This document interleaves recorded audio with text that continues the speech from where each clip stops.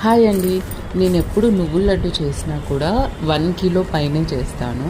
అంటే 1.5 కిలో అట్లా చేస్తాను. నేను చేస్తే నువ్వుల లడ్డు మా ఫ్యామిలీలో అందరికీ ఇష్టము. బాగా చేస్తాను అనేసి అంటారు. అంటే ఏదైనా స్వీట్స్ చేస్తున్నాను అంటే నువ్వుల లడ్డు పంపించు మా కోసము అనేసి అడుగుతారనమాట. అంత బాగా చేస్తాను అనేసి మంచి పేరైతే తెచ్చుకున్నాను. అయితే రీసెంట్గా 1 కిలో చేశాను.